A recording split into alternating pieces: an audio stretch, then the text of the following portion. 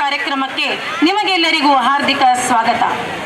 ಯುವ ಜನತೆಯನ್ನು ಮಾದಕ ವ್ಯಸನದಿಂದ ದೂರವಿರಿಸಿ ಯುವ ಪೀಳಿಗೆಯು ಮಾದಕ ವಸ್ತುಗಳ ವ್ಯಸನಗಳಿಗೆ ಬಲಿಯಾಗುತ್ತಿರುವುದು ದೇಶದ ಭವಿಷ್ಯ ಅಲ್ಲದೆ ಕುಟುಂಬ ಮತ್ತು ಸಮಾಜದ ಮೇಲೆ ಗಂಭೀರ ಪರಿಣಾಮದಲ್ಲಿ ಈ ವ್ಯಸನದ ಜಾಗೃತಿಯನ್ನು ಮೂಡಿಸುವ ನಿಟ್ಟಿನಲ್ಲಿ ಈ ಒಂದು ಬೃಹತ್ ಕಾರ್ಯಕ್ರಮವನ್ನು ಆಯೋಜಿಸಿ ಇಂದು ಒಂದು ಸುರಿಯುತ್ತಿರುವ ಮಳೆಯನ್ನು ಲೆಕ್ಕಿಸದೆ ಅವರ ಪ್ರತಿಭಟನೆಯಲ್ಲಿ ಭಾಗವಹಿಸಿ ಕೇವಲ ವಿಜಯಪುರ ಮಾತ್ರವಲ್ಲ ಪ್ರಥಮ ಬಾರಿಗೆ ವೃಕ್ಷ ಮಾತೆ ಸಾಲು ಮರದ ತಿಮ್ಮಕ್ಕನನ್ನು ಕರೆಯಿಸಿ ಬೃಹತ್ ಕಾರ್ಯಕ್ರಮವನ್ನು ಮಾಡಿ ಅವರಿಗೆ ಗೌರವವನ್ನು ಸೂಚಿಸಿ ಅನೇಕ ಸಮಾಜಮುಖಿ ಕಾರ್ಯಕ್ರಮಗಳನ್ನು ನಾವು ಮಾಡ್ತಾ ಬಂದಿದ್ದೇವೆ.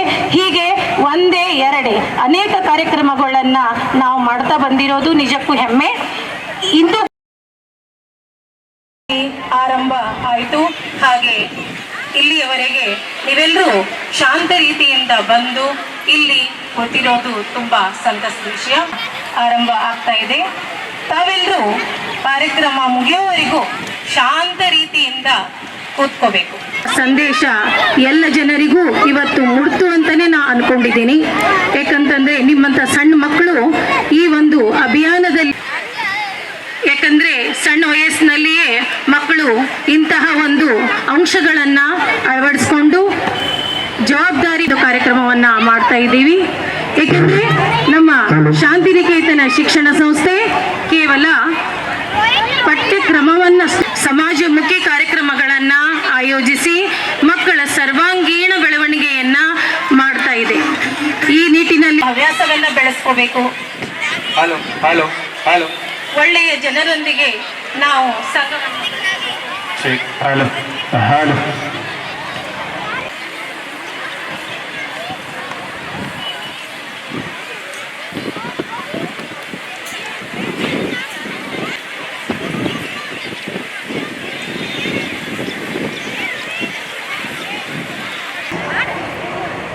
ಮುಂದೆ ಮಾಡಿ ಓದ್ ತಗೊಳ್ಬೇಕು. ನೀವೀಗ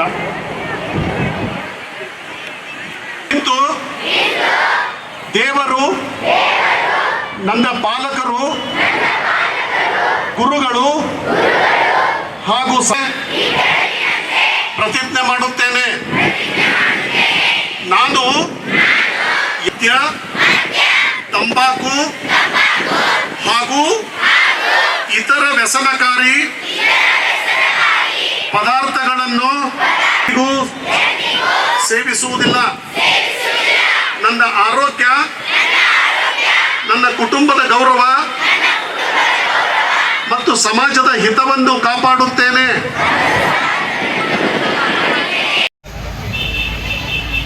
ಈ ಒಂದು ನಮ್ಮ ಶಾಂತಿನಿಕೇತನ ಸಮೂಹ ಶಿಕ್ಷಣ ಸಂಸ್ಥೆ ಹಾಗೂ ಕಿತ್ತೂರು ರಾಣಿ ಚೆನ್ನಮ್ಮ ಉತ್ಸವ ಸಮಿತಿ ವತಿಯಿಂದ ಈ ಮಾದಕ ವಸ್ತುಗಳ ಮುಕ್ತ ಭಾರತ ಇದರ ಒಂದು ಜಾಗೃತಿಯ ರ್ಯಾಲಿ ಈಗಾಗಲೇ ಸಿದ್ದೇಶ್ವರ ದೇವಾಲಯದಿಂದ ಈ ಗಗನ್ ಬಹಲದವರೆಗೆ ತಾವೆಲ್ಲ ಬಹಳ ಅಭೂತಪೂರ್ವವಾದಂತಹ ಮತ್ತು ಜನರಿಗೆ ಸ್ಪಂದಿಸ್ತಕ್ಕಂತಹ ಅರ್ಥಪೂರ್ಣವಾದಂತಹ ಈ ರ್ಯಾಲಿಯನ್ನ ಮಾಡಿಕೊಂಡು ನೀವೆಲ್ಲರೂ ಇಲ್ಲಿ ಆಗಮಿಸಿದ್ದೀರಿ. ಈ ಒಂದು ಸಮಾರಂಭದ ನಮ್ಮ ಮುಖ್ಯ ಅತಿಥಿಗಳಾಗಿ ಆಗಮಿಸಿದಂತಹ ನಮ್ಮ ವಿಜಯಪುರದ ವರಿಷ್ಠಾಧಿಕಾರಿಗಳಾದಂತಹ ಲಕ್ಷ್ಮಣ್ ನಿಂಬರ್ಗಿ ಸಾಹೇಬ್ರೆ ಮತ್ತು ಈ ಒಂದು ಸಮಾರಂಭದ ದಿವ್ಯ ಸಾನ್ನಿಧ್ಯವನ್ನ ವಹಿಸಿದಂತಹ ಯೋಗೇಶ್ವರಿ ಮಾತಾಜಿಯವರ ಪಾದಗಳಲ್ಲಿ ನಮಸ್ಕರಿಸಿ, ಅದೇ ರೀತಿ ನಮ್ಮ ಈ ಒಂದು ಸಮಾರಂಭದಲ್ಲಿ ಭಾಗವಹಿಸಿದಂತಹ IAS ವರಿಷ್ಠಾಧಿಕಾರಿ ಮತ್ತು ಪ್ರೊಬೇಷನರಿ ಆದಂತಹ ಅಭಿಷೇಕ್ ಸಾಹೇಬ್ರೆ, ಈ ಗಗನ್ ಮಹಲ್ನಲ್ಲಿ ಕಾರ್ಯಕ್ರಮವನ್ನು ಮಾಡಲಿಕ್ಕೆ ಅವಕಾಶವನ್ನು ಕೊಟ್ಟಂತಹ ಆರ್ಕಿಯಾಲಜಿಕಲ್ ಡಿಪಾರ್ಟ್ಮೆಂಟ್ ಮುಖ್ಯಸ್ಥರಾದಂತಹ ವಿಜಯ್ ಕುಮಾರ್ ಅವರೇ, ಮತ್ತು ಈ ಶಾಂತಿನಿಕೇತನ್ ಸಂಸ್ಥೆಯ ಅಧ್ಯಕ್ಷರಾದಂತಹ ಶೀಲಾ ಬಿರಾದಾರ್ ಅವರೇ, ಕಿತ್ತೂರಾಣಿ ಚೆನ್ನಮ್ಮ ಉತ್ಸವ ಸಮಿತಿಯ ಪ್ರಧಾನ ಕಾರ್ಯದರ್ಶಿಗಳು ಆತ್ಮೀಯರಾದಂತಹ ಹನುಮಲ್ಲ ಸಾರವಾಡ್ ಅವರೇ, ಶಾಂತಿನಿಕೇತನ ಶಿಕ್ಷಣ ಸಂಸ್ಥೆ ವತಿಯಿಂದ ವ್ಯಸನ ಮುಕ್ತ ಭಾರತ ಈ ಅವೇರ್ನೆಸ್ ಅನ್ನ ಕೊಡಬೇಕು ಅಂತ ಹೇಳಿ ಏನು ಈ ರ್ಯಾಲಿಯಲ್ಲಿ ತಾವೆಲ್ಲರೂ ಭಾಗವಹಿಸಿದಿರಿ. ಇದು ನಿಜವಾಗಿಯೂ ಬಹಳ ಅರ್ಥಪೂರ್ಣವಾದಂತಹ ರ್ಯಾಲಿ ಆಗಿತ್ತು ಅಂತೇಳಿ ಹೇಳಲಿಕ್ಕೆ ಬಯಸ್ತಾ ಇದ್ದೇನೆ.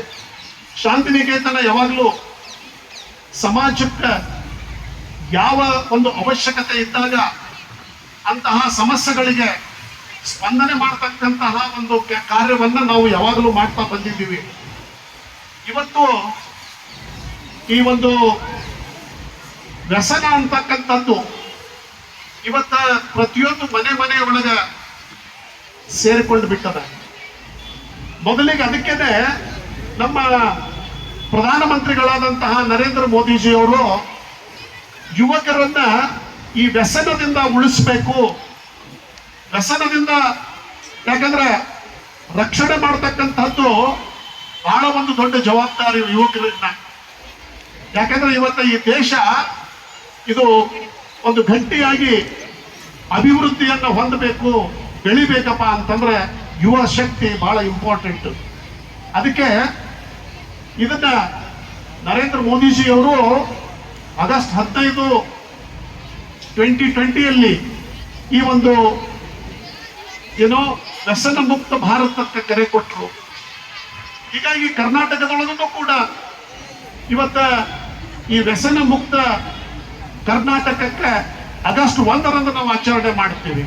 ಇದು ಅಂತಾರಾಷ್ಟ್ರೀಯ ದಿನಾಚರಣೆ 26ನೇ ತಾರೀಕಿಗೆ ಮಾಡ್ತೀವಿ. ಸೊ ಅದಕ್ಕೆ ಇವತ್ತು ಈ ಮಾದಕ ವಸ್ತುಗಳ ಹಾವಳಿ ಏನದ ಇದು ಇಡೀ ಜಗತ್ತಿನೊಳಗಿನ ಸಮಸ್ಯೆ ಆಗಿದೆ. ಹೀಗಾಗಿ ಈ ಅವೇರ್ನೆಸ್ ಕೊಡಬೇಕಾಗಿದ್ದು ಬಹಳ ಮುಖ್ಯವಾದಂತಹದ್ದು. ಮತ್ತು ಪ್ರಾರಂಭದೊಳಗೆ ನಿಮ್ಮ ಸ್ನೇಹಿತರೊಡನೆ ಅದು ಪ್ರಾರಂಭ ಆಗ್ತದೆ. ಏನೂ ಆಗುವುದಿಲ್ಲ, ಸ್ವಲ್ಪ ಸೇವನೆ ಮಾಡಿದರೆ ಅಂತ ಹೇಳಿ ನಿಮ್ಮ ಸ್ನೇಹಿತರೇ ಪ್ರಚೋದನೆಯನ್ನು ಕೊಡ್ತಕ್ಕಂಥದ್ದು. ಸೊ ಇದಕ್ಕೆ ತಾವು ಬಲಿಯಾಗಬಾರದು ಅಂತಕ್ಕಂಥದ್ದು. ಯಾಕಂದ್ರೆ ಇವತ್ತ ಮೊದಲಿಗೆ ಅಲ್ಪ ಪ್ರಮಾಣದೊಳಗೆ ಪ್ರಾರಂಭವಾದಂತಹ ಈ ನಶೆ ಪದಾರ್ಥದ ಸೇವನೆ ನಂತರದೊಳಗೆ ಜೀವನವನ್ನೇ ಅದು ಹಾಳು ಮಾಡಿ ಹೋಗ್ತದೆ. ಮನೆಯವರಿಗೆ ತೊಂದರೆ ಆಗ್ತದೆ, ಮನೆಯಲ್ಲಿರ್ತಕ್ಕಂತಹ ಎಲ್ಲರಿಗೂ ಸಮಸ್ಯೆ ಆಗ್ತದೆ, ತಂದೆ ತಾಯಿಯರಿಗೆ ಪಾಲಕರಿಗೆ ಸಮಸ್ಯೆ ಆಗ್ತದೆ. ಹೀಗಾಗಿ ಈ ಜನರು ಇದರಿಂದ ತಮ್ಮ ಭವಿಷ್ಯವನ್ನ ಕಳೆದುಕೊಳ್ತಕ್ಕಂತಹ ಪರಿಸ್ಥಿತಿ ನಿರ್ಮಾಣವಾಗ್ತದೆ ಅಂತ ಹೇಳಲಿಕ್ಕೆ ಬಯಸ್ತಾ ಇದ್ದೀನಿ. ಇಲಾಖೆ ಸಾಕಷ್ಟು ಪ್ರಯತ್ನವನ್ನ ಮಾಡ್ತಾ ಇದೆ ಮತ್ತು ಇಂತಹ ಡ್ರಗ್ಸ್ ಏನು ಸಿಕ್ಕಾಗ ಅನೇಕ ಸಂದರ್ಭದೊಳಗೆ ಇಲಾಖೆಗಳು ಅದನ್ನು ಜಪ್ತಿ ಮಾಡತಕ್ಕಂತಹ ಕೆಲಸವನ್ನು ಕೂಡ ಮಾಡ್ತಾ ಇದೆ. ಇತ್ತೀಚೆಗೆ ಸುಮಾರು 150 ಕೋಟಿಯ ಒಂದು ಡ್ರಗ್ಸ್ ಅನ್ನ, ಅದು ಸಿಂಥೆಟಿಕ್ ಡ್ರಗ್ಸ್ ಆಗಿರ್ಬೋದು ಅಥವಾ ಇದು ಗಾಂಜಾ ಆಗಿರ್ಬೋದು, ಇದನ್ನು ಪೊಲೀಸ್ ಇಲಾಖೆಯವರು ಅದನ್ನ ಸೀಸ್ ಮಾಡಿದ್ದು ಅದು ನಿಜವಾಗಿಯೂ ಶ್ಲಾಘನೀಯವಾದಂಥದ್ದೇ. ಇವತ್ತ ಸಮಾಜ ಸುರಕ್ಷಿತವಾಗಿರ್ಬೇಕು, ಸಮಾಜದೊಳಗೆ ಶಾಂತಿಯನ್ನ ನೆಲೆಯೂರಿರಬೇಕು ಅಂತಂದ್ರೆ ಪೊಲೀಸ್ ಇಲಾಖೆಯ ಒಂದು ಪಾತ್ರ ಎನ್ನುವುದು ಬಹಳ ಮುಖ್ಯವಾಗಿದೆ. ಹೀಗಾಗಿ ಇಲ್ಲಿ ನಮ್ಮ ವಿಜಯಪುರದೊಳಗೆ ನಾನು ಈ ಸಂದರ್ಭದೊಳಗೆ ನಮ್ಮ SP ಸಾಹೇಬರು ಇಲ್ಲೇ ಬಂದಿದ್ದಾರೆ ಮತ್ತು ಪ್ರೊಬೆಷನರಿ IAS ನಮ್ಮ ಅಭಿಷೇಕ್ ಸಾಹೇಬರು ಇಲ್ಲೇ ಇದ್ದಾರೆ. ನಾನು ಅವರಲ್ಲಿ ವಿನಂತಿಸಿಕೊಳ್ಳೋದಿಷ್ಟೇ, ಈ ಒಂದು ಡ್ರಗ್ಸ್ ದ ವಿಷಯದೊಳಗೆ ಅದು ಮದ್ಯಪಾನ ಆಗಿರ್ಬೋದು, ಸಿಗರೇಟ್ಸ್ಗಳಾಗಿರ್ಬೋದು, ಗಾಂಜಾ ಆಗಿರ್ಬೋದು, ಯಾವುದೇ ಆಗಿರ್ಬೋದು, ಈ ವಿಷಯದೊಳಗ ಪೊಲೀಸ್ ಇಲಾಖೆಯವರು ಬಹಳ ಗಟ್ಟಿಯಾದಂತಹ ಒಂದು ನಿರ್ಧಾರವನ್ನ ತೆಗೆದುಕೊಂಡಿದ್ದೆ. ಆದ್ರೆ ಇಲ್ಲಿ ಒಂದು ಬಿಜಾಪುರ ಈ ಒಂದು ಮಾದಕ ದ್ರವ್ಯಗಳಿಂದ ಮುಕ್ತಿಯನ್ನು ಪಡಿಲಿಕ್ಕೆ ಸಾಧ್ಯ ಆಗ್ತದೆ. ಅದನ್ನ ನಮ್ಮ ನಿಂಬರ್ಗಿ ಸಾಹೇಬರ ನೇತೃತ್ವದೊಳಗ ಪೊಲೀಸ್ ಇಲಾಖೆ ಇದು ಡೆಫಿನೆಟ್ಲಿ ಮಾಡ್ತದೆ ಅಂತಕ್ಕಂತಹ ಒಂದು ವಿಶ್ವಾಸವನ್ನ ಈ ಸಂದರ್ಭದಲ್ಲಿ ವ್ಯಕ್ತಪಡಿಸಲಿಕ್ಕೆ ಬಯಸ್ತೀನಿ.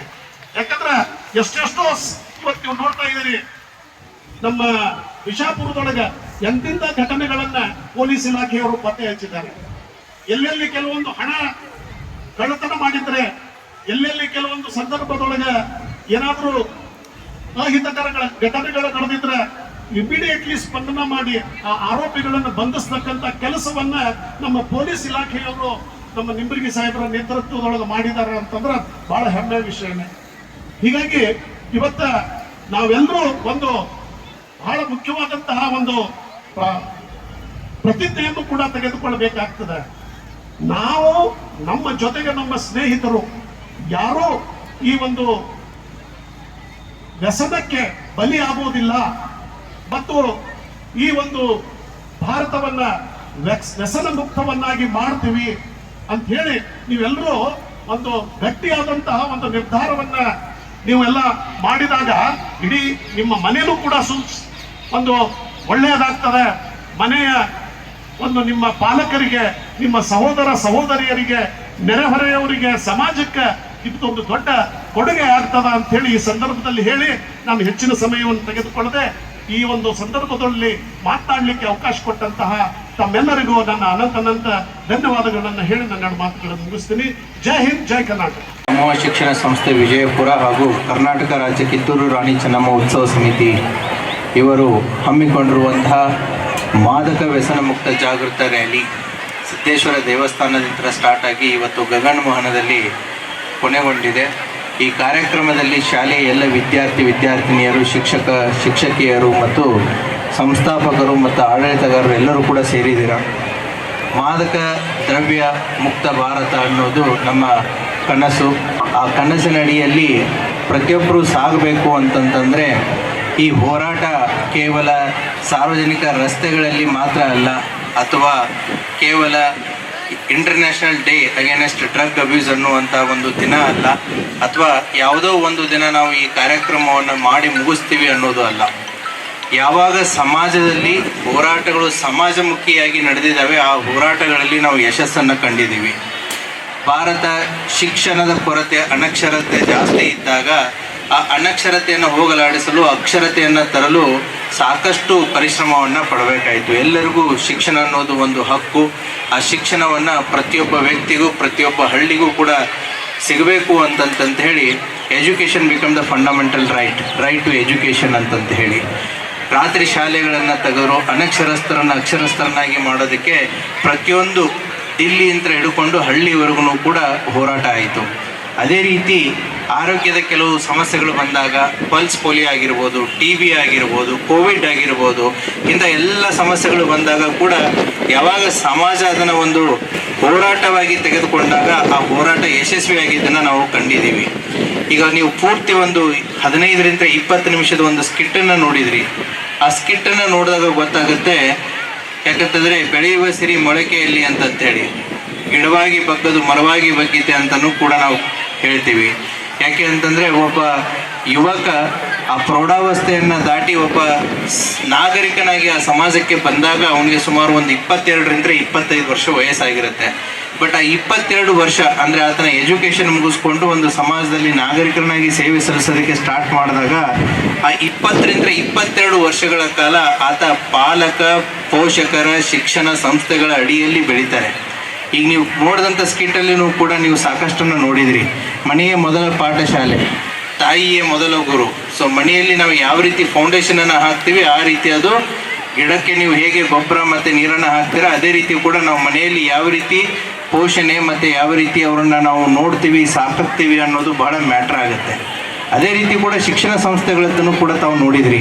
ಮಕ್ಕಳು ಕಾಲೇಜಿಗೆ ಹೋಗ್ಬೇಕಾರೆ ಮಾಡ್ಬೇಕಾರೆ ಏನು ಮಾಡ್ತಾರೆ ಏನಿಲ್ಲ ಅಂತಂತ ಹೇಳಿ ನಾನು ಹೇಳೋದು ಏನು ಅಂತಂತಂದರೆ ಪೊಲೀಸರದ್ದು ಒಂದು ಪಾತ್ರ ಬಂತು. ಯಾವಾಗ ಅಂತಂತಂದರೆ ಅವರು ಒಂದು ಪ್ರೌಢಾವಸ್ಥೆಗೆ ಬಂದು ಸಮಾಜದಲ್ಲಿ ಬಂದಾಗ ಆವಾಗ ಪೊಲೀಸರದ್ದು ಕೂಡ ಒಂದು ಪಾತ್ರ ಬಂತು. ಬಟ್ ಅಲ್ಲಿವರೆಗೂ ಕೂಡ ಹೆಚ್ಚಿನ ಜವಾಬ್ದಾರಿ, ಅತಿ ಹೆಚ್ಚಿನ ಜವಾಬ್ದಾರಿ ಪಾಲಕರು, ಪೋಷಕರು ಮತ್ತು ಶಿಕ್ಷಣ ಸಂಸ್ಥೆಗಳು, ಶಿಕ್ಷಕರು, ವಿದ್ಯಾರ್ಥಿನಿಯರದು ಕೂಡ ಇದರಲ್ಲಿ ಬಹಳಷ್ಟು ಪಾತ್ರ ಇದೆ. ಮಾಧ್ಯಮದ ಪಾತ್ರ ಇದೆ, ಸರ್ಕಾರದ ಪಾತ್ರ ಇದೆ, ಆಡಳಿತದ ಪಾತ್ರ ಇದೆ. ಮಾದಕ ವ್ಯಸನ ಮುಕ್ತ ಜಾಗೃತ ರ್ಯಾಲಿ ಸಿದ್ದೇಶ್ವರ ದೇವಸ್ಥಾನದಿಂದ ಸ್ಟಾರ್ಟ್ ಆಗಿ ಇವತ್ತು ಗಗನಮೋಹನದಲ್ಲಿ ಕೊನೆಗೊಂಡಿದೆ. ಈ ಕಾರ್ಯಕ್ರಮದಲ್ಲಿ ಶಾಲೆಯ ಎಲ್ಲ ವಿದ್ಯಾರ್ಥಿನಿಯರು, ಶಿಕ್ಷಕಿಯರು ಮತ್ತು ಸಂಸ್ಥಾಪಕರು ಮತ್ತು ಆಡಳಿತಗಾರರು ಎಲ್ಲರೂ ಕೂಡ ಸೇರಿದ್ದೀರಾ. ಮಾದಕ ದ್ರವ್ಯ ಮುಕ್ತ ಭಾರತ ಅನ್ನೋದು ನಮ್ಮ ಕನಸು. ಆ ಕನಸಿನ ಅಡಿಯಲ್ಲಿ ಪ್ರತಿಯೊಬ್ಬರು ಸಾಗಬೇಕು ಅಂತಂತಂದರೆ ಈ ಹೋರಾಟ ಕೇವಲ ಸಾರ್ವಜನಿಕ ರಸ್ತೆಗಳಲ್ಲಿ ಮಾತ್ರ ಅಲ್ಲ, ಅಥವಾ ಕೇವಲ international day against drug abuse ಅನ್ನುವಂಥ ಒಂದು ದಿನ ಅಲ್ಲ, ಅಥವಾ ಯಾವುದೋ ಒಂದು ದಿನ ನಾವು ಈ ಕಾರ್ಯಕ್ರಮವನ್ನು ಮಾಡಿ ಮುಗಿಸ್ತೀವಿ ಅನ್ನೋದು ಅಲ್ಲ. ಯಾವಾಗ ಸಮಾಜದಲ್ಲಿ ಹೋರಾಟಗಳು ಸಮಾಜಮುಖಿಯಾಗಿ ನಡೆದಿದ್ದಾವೆ ಆ ಹೋರಾಟಗಳಲ್ಲಿ ನಾವು ಯಶಸ್ಸನ್ನು ಕಂಡಿದ್ದೀವಿ. ಭಾರತ ಶಿಕ್ಷಣದ ಕೊರತೆ, ಅನಕ್ಷರತೆ ಜಾಸ್ತಿ ಇದ್ದಾಗ ಆ ಅನಕ್ಷರತೆಯನ್ನು ಹೋಗಲಾಡಿಸಲು ಅಕ್ಷರತೆಯನ್ನು ತರಲು ಸಾಕಷ್ಟು ಪರಿಶ್ರಮವನ್ನು ಪಡಬೇಕಾಯಿತು. ಎಲ್ಲರಿಗೂ ಶಿಕ್ಷಣ ಅನ್ನೋದು ಒಂದು ಹಕ್ಕು. ಆ ಶಿಕ್ಷಣವನ್ನು ಪ್ರತಿಯೊಬ್ಬ ವ್ಯಕ್ತಿಗೂ ಪ್ರತಿಯೊಬ್ಬ ಹಳ್ಳಿಗೂ ಕೂಡ ಸಿಗಬೇಕು ಅಂತಂತ ಹೇಳಿ education become the fundamental right to education ಅಂತಂತ ಹೇಳಿ ರಾತ್ರಿ ಶಾಲೆಗಳನ್ನು ತೆಗೆದು ಅನಕ್ಷರಸ್ಥರನ್ನು ಅಕ್ಷರಸ್ಥರನ್ನಾಗಿ ಮಾಡೋದಕ್ಕೆ ಪ್ರತಿಯೊಂದು ದಿಲ್ಲಿಯಿಂದ ಹಿಡ್ಕೊಂಡು ಹಳ್ಳಿವರೆಗೂ ಕೂಡ ಹೋರಾಟ ಆಯಿತು. ಅದೇ ರೀತಿ ಆರೋಗ್ಯದ ಕೆಲವು ಸಮಸ್ಯೆಗಳು ಬಂದಾಗ ಪಲ್ಸ್ ಪೋಲಿಯೋ ಆಗಿರ್ಬೋದು, TB ಆಗಿರ್ಬೋದು, ಕೋವಿಡ್ ಆಗಿರ್ಬೋದು, ಇಂಥ ಎಲ್ಲ ಸಮಸ್ಯೆಗಳು ಬಂದಾಗ ಕೂಡ ಯಾವಾಗ ಸಮಾಜ ಅದನ್ನು ಒಂದು ಹೋರಾಟವಾಗಿ ತೆಗೆದುಕೊಂಡಾಗ ಆ ಹೋರಾಟ ಯಶಸ್ವಿಯಾಗಿದ್ದನ್ನು ನಾವು ಕಂಡಿದ್ದೀವಿ. ಈಗ ನೀವು ಪೂರ್ತಿ ಒಂದು 15ರಿಂದ 20 ನಿಮಿಷದ ಒಂದು ಸ್ಕಿಟ್ಟನ್ನು ನೋಡಿದ್ರಿ. ಆ ಸ್ಕಿಟ್ಟನ್ನು ನೋಡಿದಾಗ ಗೊತ್ತಾಗುತ್ತೆ, ಯಾಕಂತಂದ್ರೆ ಬೆಳೆಯುವ ಸಿರಿ ಮೊಳಕೆಯಲ್ಲಿ ಅಂತಂತ ಹೇಳಿ ಗಿಡವಾಗಿ ಬಗ್ಗದು ಮರವಾಗಿ ಬಗ್ಗಿತೆ ಅಂತನೂ ಕೂಡ ನಾವು ಹೇಳ್ತೀವಿ. ಯಾಕೆ ಅಂತಂದ್ರೆ ಒಬ್ಬ ಯುವಕ ಆ ಪ್ರೌಢಾವಸ್ಥೆಯನ್ನ ದಾಟಿ ಒಬ್ಬ ನಾಗರಿಕನಾಗಿ ಆ ಸಮಾಜಕ್ಕೆ ಬಂದಾಗ ಅವನಿಗೆ ಸುಮಾರು ಒಂದು 22ರಿಂದ 25 ವರ್ಷ ವಯಸ್ಸಾಗಿರುತ್ತೆ. ಬಟ್ ಆ 22 ವರ್ಷ ಅಂದ್ರೆ ಆತನ ಎಜುಕೇಶನ್ ಮುಗಿಸ್ಕೊಂಡು ಒಂದು ಸಮಾಜದಲ್ಲಿ ನಾಗರಿಕನಾಗಿ ಸೇವೆ ಸಲ್ಲಿಸೋದಕ್ಕೆ ಸ್ಟಾರ್ಟ್ ಮಾಡಿದಾಗ ಆ 20ರಿಂದ 22 ವರ್ಷಗಳ ಕಾಲ ಆತ ಪಾಲಕ ಪೋಷಕರ ಶಿಕ್ಷಣ ಸಂಸ್ಥೆಗಳ ಅಡಿಯಲ್ಲಿ ಬೆಳೀತಾರೆ.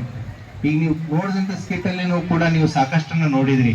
ಮನೆಯೇ ಮೊದಲ ಪಾಠಶಾಲೆ, ತಾಯಿಯೇ ಮೊದಲ ಗುರು. ಸೊ ಮನೆಯಲ್ಲಿ ನಾವು ಯಾವ ರೀತಿ ಫೌಂಡೇಶನ್ ಅನ್ನು ಹಾಕ್ತೀವಿ ಆ ರೀತಿ ಅದು ಗಿಡಕ್ಕೆ ನೀವು ಹೇಗೆ ಗೊಬ್ಬರ ಮತ್ತೆ ನೀರನ್ನು ಹಾಕ್ತೀರಾ ಅದೇ ರೀತಿ ಕೂಡ ನಾವು ಮನೆಯಲ್ಲಿ ಯಾವ ರೀತಿ ಪೋಷಣೆ ಮತ್ತೆ ಯಾವ ರೀತಿ ಅವರನ್ನ ನಾವು ನೋಡ್ತೀವಿ ಸಾಕ್ತೀವಿ ಅನ್ನೋದು ಬಹಳ ಮ್ಯಾಟರ್ ಆಗುತ್ತೆ. ಅದೇ ರೀತಿ ಕೂಡ ಶಿಕ್ಷಣ ಸಂಸ್ಥೆಗಳದ್ದನ್ನು ಕೂಡ ತಾವು ನೋಡಿದ್ರಿ. ಮಕ್ಕಳು ಕಾಲೇಜಿಗೆ ಹೋಗ್ಬೇಕಾರೆ ಮಾಡ್ಬೇಕಾರೆ ಏನು ಮಾಡ್ತಾರೆ ಏನಿಲ್ಲ ಅಂತಂತ ಹೇಳಿ ನಾನು ಹೇಳೋದು ಏನು ಅಂತಂತಂದ್ರೆ ಪೊಲೀಸರದು ಒಂದು ಪಾತ್ರ ಬಂತು. ಯಾವಾಗ ಅಂತಂತಂದ್ರೆ ಅವರು ಒಂದು ಪ್ರೌಢಾವಸ್ಥೆಗೆ ಬಂದು ಸಮಾಜದಲ್ಲಿ ಬಂದಾಗ ಅವಾಗ ಪೊಲೀಸರದು ಕೂಡ ಒಂದು ಪಾತ್ರ ಬಂತು. ಬಟ್ ಅಲ್ಲಿವರೆಗೂ ಕೂಡ ಹೆಚ್ಚಿನ ಜವಾಬ್ದಾರಿ, ಅತಿ ಹೆಚ್ಚಿನ ಜವಾಬ್ದಾರಿ ಪಾಲಕರು, ಪೋಷಕರು ಮತ್ತೆ ಶಿಕ್ಷಣ ಸಂಸ್ಥೆಗಳು, ಶಿಕ್ಷಕರು, ವಿದ್ಯಾರ್ಥಿನಿಯರದು ಕೂಡ ಇದರಲ್ಲಿ ಬಹಳಷ್ಟು ಪಾತ್ರ ಇದೆ. ಮಾಧ್ಯಮದ ಪಾತ್ರ ಇದೆ, ಸರ್ಕಾರದ ಪಾತ್ರ ಇದೆ, ಆಡಳಿತದ ಪಾತ್ರ ಇದೆ. ಹಾಗಾಗಿ ಈ ಹೋರಾಟ ಕೇವಲ ಒಂದು ಕ್ಷೇತ್ರಕ್ಕೆ ಮಾತ್ರ ಸೀಮಿತವಾಗಿಲ್ಲ. ಈ ಡ್ರಗ್ ಅಬ್ಯೂಸ್ ಅನ್ನೋದೇನಿದೆ ಅಥವಾ ಈ ಮಾದಕ ವ್ಯಸನ ವಸ್ತುಗಳ ವಿರುದ್ಧ ಏನು ಹೋರಾಟ ಇದೆ ಇದು ಮನೆ ಮನೆಗೆ ತಲುಪಬೇಕಾಗಿದೆ. ಇದು ಕೇವಲ ಶಾಲೆ ಅಥವಾ ಪೊಲೀಸ್ ಇಲಾಖೆ ಅಥವಾ ಎನ್ಫೋರ್ಸ್ಮೆಂಟ್ ಏಜೆನ್ಸಿಗಳದ್ದು ಕಾರ್ಯ ಅಂತ ನಾವೇನಾದರೂ ತಿಳ್ಕೊಂಡ್ರೆ ಡ್ರಗ್ಸ್ ಮುಕ್ತ ಭಾರತವನ್ನ ಕಟ್ಟೋದು ಬಹಳ ಕಷ್ಟ ಆಗುತ್ತೆ. ಯಾವಾಗ ನಾವು ಈ ಡ್ರಗ್ಸ್ ಮುಕ್ತ ಭಾರತವನ್ನು ಕಟ್ಟಬೇಕು ಅಂತಂದ್ರೆ ಆ ಹೋರಾಟ ಮನೆ ಮನೆಯಲ್ಲಿ ಪ್ರಾರಂಭ ಆಗಬೇಕಾಗುತ್ತೆ. ಅಂದಾಗ ಸಮಾಜ ಪೂರ್ತಿ ಎಚ್ಚೆತ್ತುಕೊಂಡು ಈ ಹೋರಾಟ ಯಶಸ್ವಿ ಆಗಲು 100% ಕಾರಣ ಆಗುತ್ತೆ. ಈ ನೀವು ಡ್ರಗ್ಸ್ಲಿಂದ ಆಗುವಂಥ ಪರಿಣಾಮಗಳನ್ನ ನೋಡಿದ್ರಿ. ಕೌಟುಂಬಿಕ ವ್ಯವಸ್ಥೆಗಳನ್ನ ಅಲ್ಲೋಲ ಕಲ್ಲೋಲಗಳನ್ನಾಗಿ ಮಾಡುತ್ತೆ. ವಿದ್ಯಾರ್ಥಿನಿಯರ ಮಾನಸಿಕ ಮತ್ತು ದೈಹಿಕ ಒತ್ತಡಗಳ ನಡುವೆ ಅವರ ಆರೋಗ್ಯದ ಮೇಲೂ ಕೂಡ ಕೆಟ್ಟ ಪರಿಣಾಮಗಳನ್ನ ಬರುತ್ತೆ. ಶೈಕ್ಷಣಿಕ ವರ್ಷ ಆಗಿರ್ಬೋದು, ಅವರ ಶಿಕ್ಷಣ ಆಗಿರ್ಬೋದು ಕೂಡ ಪರಿಣಾಮ ಬೀಳುತ್ತೆ. ಅದರಿಂದ ಸಮಾಜದ ಸ್ವಾಸ್ಥ್ಯ ಆಗಿರ್ಬೋದು, ದೇಶದ ಆರ್ಥಿಕತೆಗೂ ಕೂಡ ಧಕ್ಕೆ ಬರುತ್ತೆ.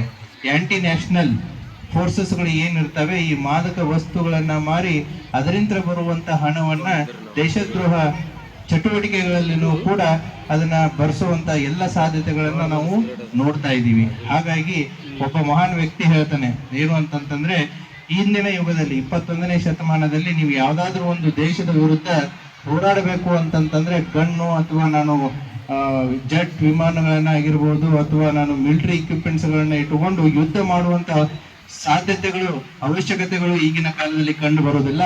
ಆ ದೇಶದ ಯುವ ಪರಂಪರೆಯನ್ನ, ಯುವ ಶಕ್ತಿಯನ್ನ, ಸಂಸ್ಕೃತಿಯನ್ನ ಹಾಳು ಮಾಡಿದ್ರೆ ಸಾಕು ಅಂತಂತೇಳಿ.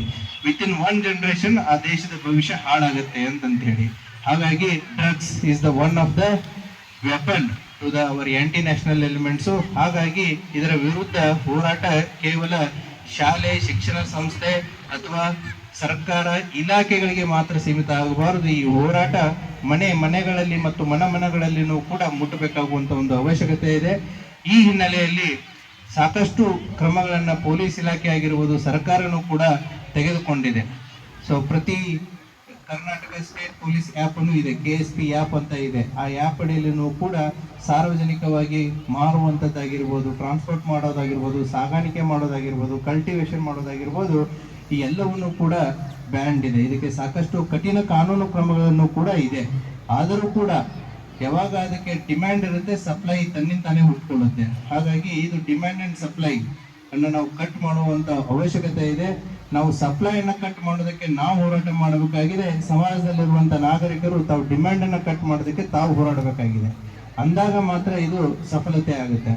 ಆ ಹಿನ್ನೆಲೆಯಲ್ಲಿ ಇವತ್ತು ಶಾಂತಿನಿಕೇತನ ಗ್ರೂಪ್ ಆಫ್ ಇನ್ಸ್ಟಿಟ್ಯೂಷನ್ಸ್ದವರು ಸೇರಿ ಈ ಅರ್ಥಪೂರ್ಣವಾದಂಥ ಒಂದು ಕಾರ್ಯಕ್ರಮವನ್ನು ಹಮ್ಮಿಕೊಂಡಿದ್ದಾರೆ. ಕೇವಲ ಇದು ರ್ಯಾಲಿಯಾಗಿ ಉಳಿಲಾರದೇ ಇದೊಂದು ರೀತಿ ಅವೇರ್ನೆಸ್, ಒಂದು ನೃತ್ಯದ ಮೂಲಕ ಆಗಿರ್ಬೋದು ಅಥವಾ ಒಂದು ಐತಿಹಾಸಿಕ ಸ್ಥಳದಲ್ಲಿ ಈ ಕಾರ್ಯಕ್ರಮವನ್ನು ಸಂಘಟಿಸಿ ಕೇವಲ ಮಕ್ಕಳಿಗಷ್ಟೇ ಅಲ್ಲ, ಸಾರ್ವಜನಿಕರು ಅವರ ತಂದೆ ತಾಯಿಯವರಿಗೂ ಕೂಡ ಈ ಮೆಸೇಜ್ ಅನ್ನು ತಲುಪುವುದರಲ್ಲಿ ತಾವು ಯಶಸ್ವಿಯಾಗಿದ್ದೀರಾ. ಈ ಕಾರ್ಯಕ್ರಮ ಹಮ್ಮಿಕೊಂಡಂತ ತಮಗೂ ಕೂಡ ನಾನು ಧನ್ಯವಾದಗಳನ್ನ ತಿಳಿಸ್ತಾ ನನ್ನ 2 ಮಾತುಗಳನ್ನ ಮುಗಿಸ್ತೀನಿ.